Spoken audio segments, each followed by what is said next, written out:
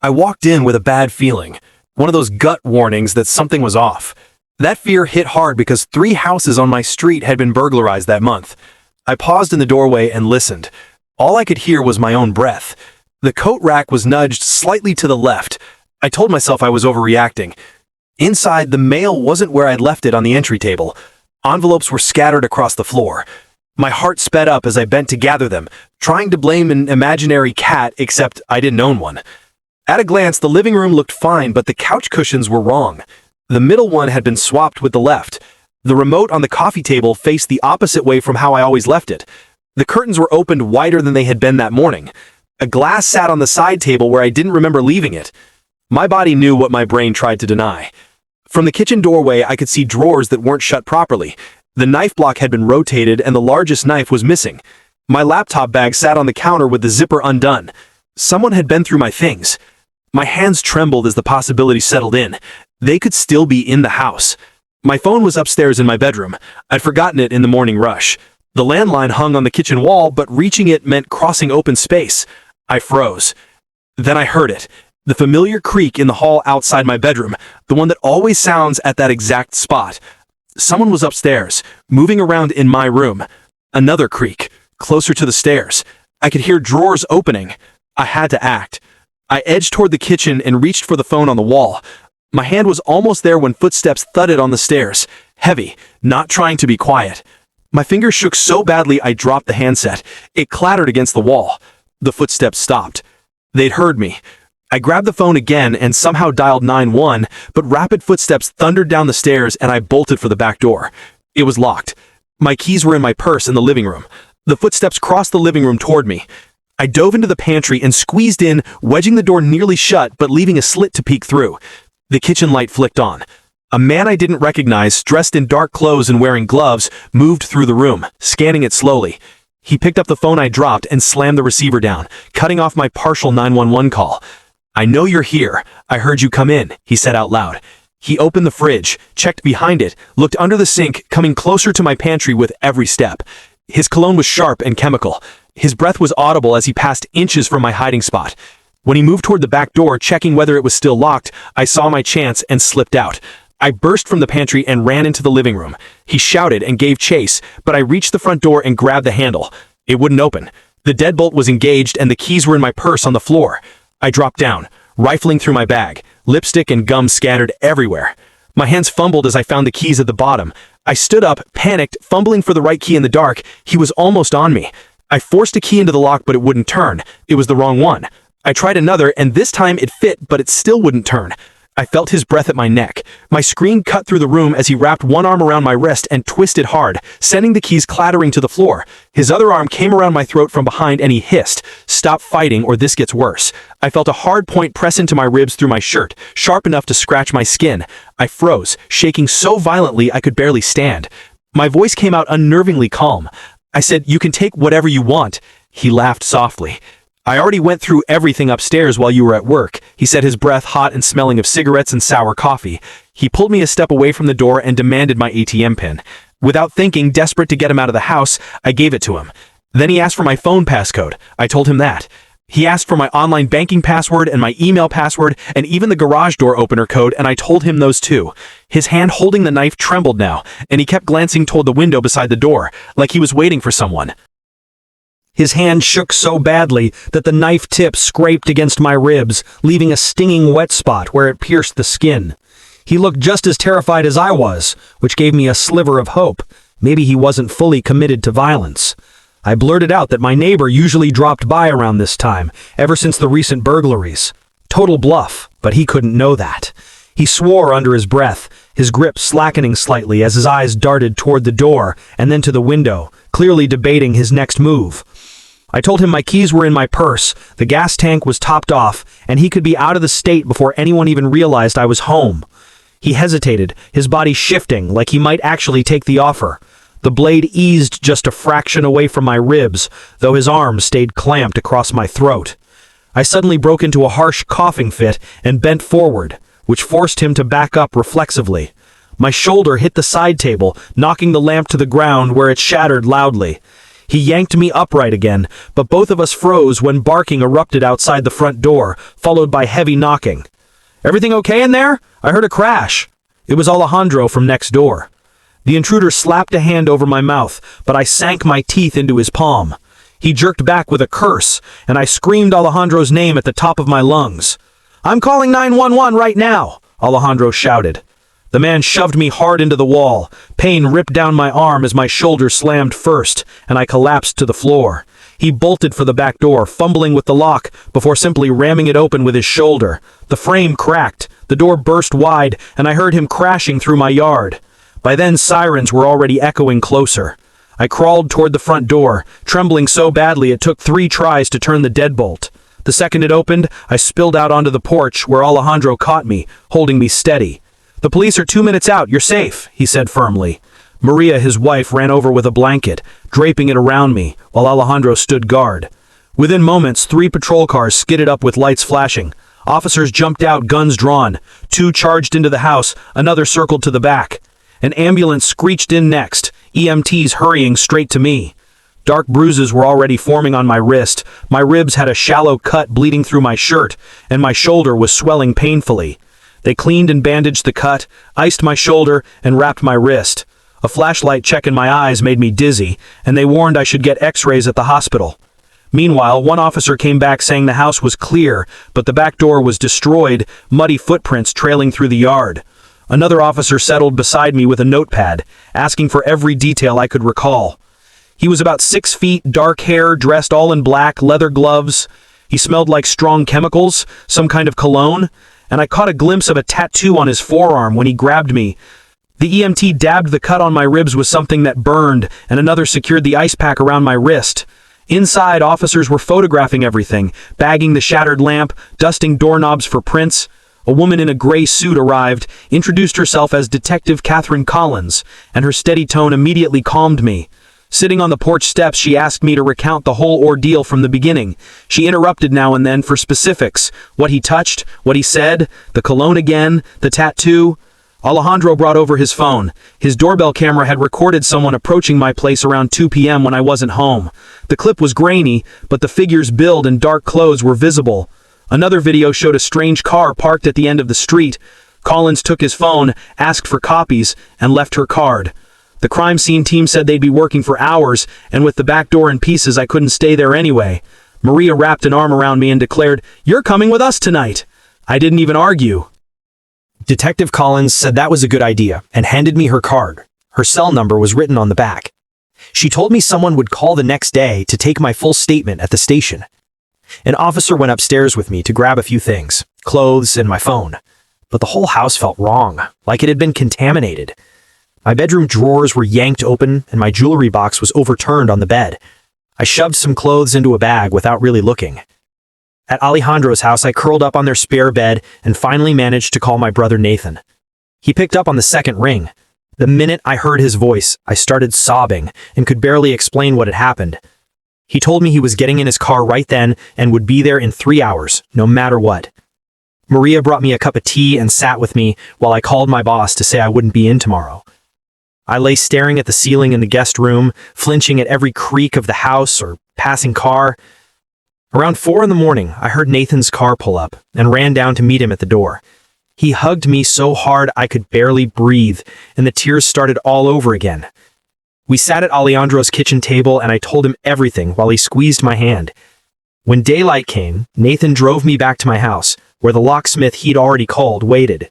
He changed every lock and put in new deadbolts that could be opened from the inside without a key.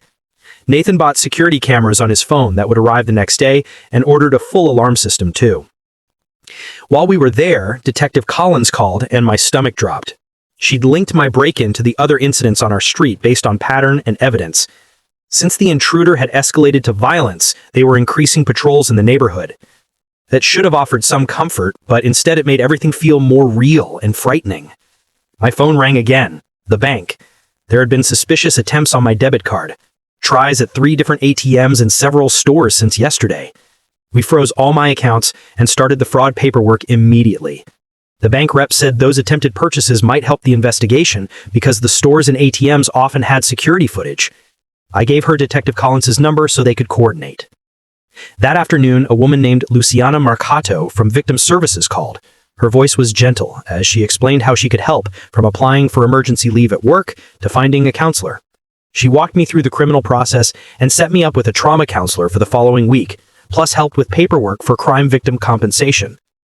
After a week at home, I tried to go back to work, but concentration was impossible. I kept checking doors and windows and jumped whenever anyone walked behind my desk. My friend Portia found me shaking in the bathroom after a panic attack and sat with me until I calmed down. She began eating lunch at her desk so she could cover for me when I needed to step away. My boss pulled me aside and told me to take whatever time I needed, which was kind, though I could tell people were being extra careful around me. Then Detective Collins called with an update that actually made me hopeful for the first time. They'd pulled clear footage from a gas station ATM where someone had tried using my card. Combined with traffic camera footage from the area, they had narrowed down the suspect's car and recovered a partial license plate. She warned that these investigations take time, but that progress was being made, and she'd keep me informed. 2 days later, she called again, and I nearly dropped my phone. A patrol officer had spotted a vehicle matching the description in a motel parking lot about 20 minutes from my house. The license plate matched the partial plate from the traffic cameras, and the car had front bumper damage consistent with something scraped while leaving my neighborhood. They couldn't make an arrest yet. They needed definitive proof tying the person to the crimes. But they had officers watching the motel room around the clock. My hands trembled as I realized he was still nearby, maybe even planning to return, or watching to see when police attention might lapse. I hung up, checked every new lock, and pulled every curtain closed even though it was daytime. That night, I left every light on and sat on the couch with a baseball bat across my lap. Every passing car or the wind against the siding made my eyes snap to the windows. I tried to sleep there, but kept jerking awake, convinced I heard footsteps or someone trying the doorknob. Nathan found me the next morning still sitting upright with dark circles under my eyes. He made coffee while I told him about the motel, and together we spent the day installing more motion-activated lights. He stayed another week, sleeping on an air mattress in my room and checking the house with me every night. His employer called a few times and grew impatient, but he refused to leave until I promised I'd be okay. After he left, Alejandro and Maria checked on me daily without me asking. They brought food and sat at my kitchen table without forcing conversation, just present, making sure I wasn't alone. Maria taught me her special method for making rice, while Alejandro repaired the back door frame the intruder had damaged.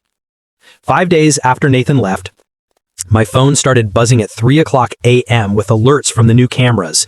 My hands shook as I grabbed it and watched the grainy night vision footage. Someone was in my driveway, moving around my car. The figure tried different keys in the car door, and the way he moved, the same build, the same dark clothes, hit me like a punch in the chest. I dialed 911 while keeping my eyes on the security feed, telling the dispatcher exactly what I was seeing. I explained that this was the same man who had broken into my house before. The operator stayed on the line while sending patrol cars. On the screen, I watched him fumble with the keys, unaware that I'd replaced every lock, including on my car. Within minutes, 3 police cruisers arrived, lights flashing. Officers surrounded him before he could escape. When they searched him, they pulled out my stolen credit cards and the kitchen knife he had taken from my house. As they walked him past my window in handcuffs, that same sharp, chemical-smelling cologne reached me, even from inside. The next morning, Detective Collins picked me up and drove me to the station for a lineup. My legs felt weak walking down the hallway, and she guided me into the viewing room. Behind the one-way glass, 5 men of similar height and build stood holding numbers. When the third man shifted slightly, I saw the snake tattoo on his arm, the same one I'd glimpsed when he grabbed me. My hands shook so badly I had to grip the table, but I pointed at him without hesitation. The detective asked if I was sure. I nodded, remembering both his voice and that cologne.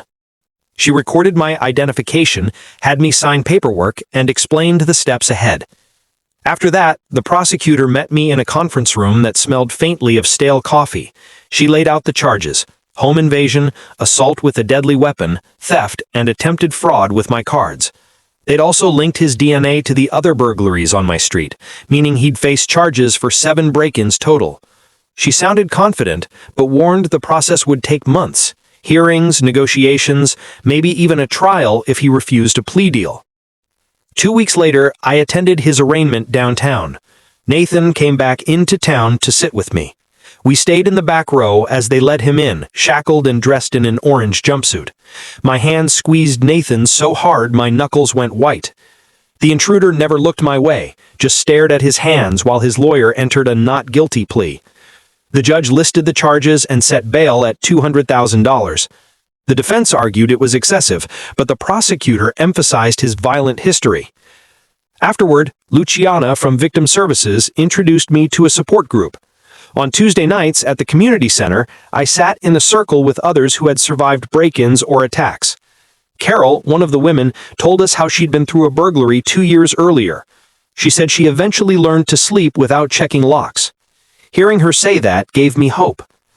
Work also stepped in to help. My boss arranged remote access so I could work from home. Portia began visiting twice a week at lunchtime, bringing sandwiches from our favorite deli. We'd gossip, talk about TV shows, and avoid the subject of what happened. For those hours, I almost felt normal again. Detective Collins kept me updated every few days. One call left me sitting on my kitchen floor in shock. Investigators had tied him to 7 burglaries across the county, with new victims stepping forward after seeing his photo in the news. Their stories mirrored mine, though I was the only one who had come face to face with him. About 3 weeks after his arrest, I received a letter with no return address. His mother had written it, 3 pages apologizing for his son's actions. She explained his long struggle with addiction, losing his job and apartment, and how the drugs had turned him into someone she barely recognized. Her words humanized him, which made the whole situation feel even heavier. Soon after, the prosecutor called. They were offering him 15 years if he pled guilty, though his attorney was trying to argue it down to 10 years. She asked me to prepare a victim impact statement. At the Victim Services office, Luciana helped me write it. Every attempt to put the fear into words made me cry, but over 3 hours we built a statement that felt both truthful and formal. I told her about the nightmares of hiding in my pantry, about being unable to cook without hearing his footsteps. By the end, I felt completely drained, but also stronger. The very next day, a security company arrived with a van full of equipment.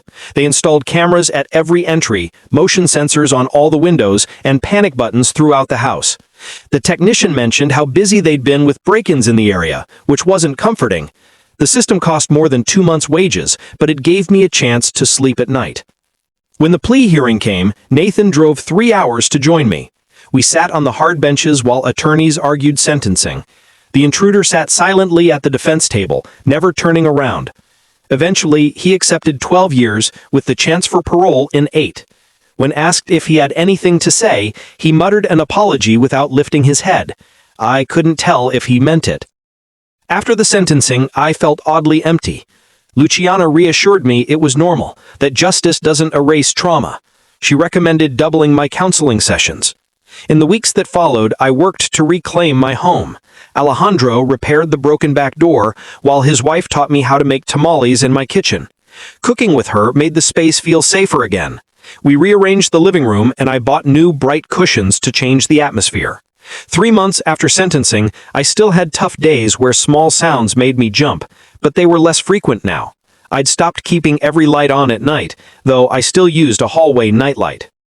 The insurance company finally mailed a check after I slogged through what felt like endless forms and turned in every receipt for the things stolen or destroyed. It didn't quite cover the full cost of my laptop and jewelry, but it was enough to ease the burden of paying for the new security system. I used some of it to sign up for a self-defense class at the community center. The instructor was a petite woman who showed us how to redirect an attacker's strength, and practicing those moves made me feel like I wasn't powerless anymore. Meanwhile, Portia kept inviting me to join our coworkers for happy hour. I dodged the invitations as long as I could, until I finally ran out of excuses. I only stayed for about an hour, sipping one drink while everyone chatted about weekend plans and favorite shows. They seemed glad to see me acting more like myself again, though I noticed a few of them sneaking careful glances at me when they thought I wasn't paying attention. Still, it was nice being surrounded by normal conversations instead of trauma and court updates. Not long after, Alejandro knocked on my door holding a clipboard and a plan. He wanted to start a neighborhood watch program. Since I worked from home, he asked me to help organize. Our first gathering was in his garage, where about a dozen neighbors showed up with notebooks and nervous expressions. Listening to them share their worries and near misses reminded me that the break-ins had shaken everyone, not just me. We set up a phone chain and a rotating schedule for evening patrols in pairs. Taking part in something that protected all of us made me feel less isolated and more connected than I'd ever been. 3 weeks later, an official letter from the corrections department arrived. My hand shook as I opened it. It said the intruder had been moved to a state facility with addiction treatment programs as part of a sentence. I just stared at the page, torn between hoping he got help and wishing I never had to think about him again. When I shared this with Luciana at therapy, she told me both feelings were valid and completely normal. Time kept moving. The days became months, and while healing wasn't linear, slowly things got lighter. Some mornings I felt close to normal. Other times a car backfiring could send me spiraling into a panic attack in a parking lot. I kept going to therapy twice a week, and Luciana taught me breathing techniques that actually calmed my racing heart. 6 months after the attack, something incredible happened, though it might sound small. I slept through the entire night without waking, without checking locks, without nightmares. The next morning, I lay in bed, soaking up the feeling of being rested for the first time in half a year. Nathan called like he did every week, and for once, I could honestly tell him I was improving. He sounded so relieved, admitting he'd been worried, but didn't want to push too hard. Around then, Portia started bringing up a guy from her gym she thought I'd click with. At first, I shot down every suggestion, but she kept mentioning him casually until I finally gave in. We met at a coffee shop, with Portia tagging along so I'd feel comfortable. His name was Jaden. He was patient about my need to sit facing the door and didn't question why I checked my phone so often. We met again for coffee the next week, then lunch at a crowded restaurant where I felt safer. He never pressured me and never treated me like I was broken for moving slowly. When I told him about the attack after our 5th date, he just listened, without trying to fix it or change the subject. 4 months into dating, a thick envelope arrived from the state's Victim Compensation Fund. After piles of paperwork, they'd finally approved my claim for therapy costs and lost wages. The check wasn't huge, but it lifted a heavy weight knowing I could keep up with counseling without financial strain. That night I sat down and wrote thank you notes to Detective Collins and Luciana. Detective Collins even replied, saying my case had helped them solve several others. A year after that night, I made a choice that surprised even me. I moved. I wanted a fresh place without memories clinging to every corner. Alejandro brought his truck to help me, joking that I was packing half of Fort Knox, but he didn't tease when he saw all the security equipment. He just understood. My new apartment was on the 3rd floor, with a single entry point, secure windows, and removable safety bars in case of fire. I painted the walls bright yellows and greens that lifted my mood, filled the windows with plants, and made the space feel alive. Jaden helped set up every alarm and sensor without ever making me feel odd about needing them. The building even had a doorman and hallway cameras, which gave me extra peace of mind. 6 months later, work began to feel like work again, not just survival. I led a major project that won a big client, and my boss called me in not to check if I was coping, but to offer me a promotion. Portia took me out to celebrate, and for once our night out was filled with talk of her dating disasters and vacation plans, not my trauma. By then, the attack felt like a distant memory, like it had happened to someone else. 2 years later, my life looked entirely different, though not in ways I ever could have predicted. I still locked doors automatically, but it was routine now, like brushing my teeth. Sometimes I'd catch sight of someone who reminded me of him and feel my heart lurch, but I could breathe and move on. Luciana once suggested I consider helping others who'd been through similar experiences. Eventually I did. I started volunteering with victim services. Every Tuesday night, I sat with someone in a police station or hospital, trying to be the person I once needed. My life wasn't the same as before. It never would be. But it was mine again. Rebuilt, steadier in the places that once felt shattered. Thanks for walking through this with me today. It's been a journey. If you stuck around till the end, leave a comment. I love reading them.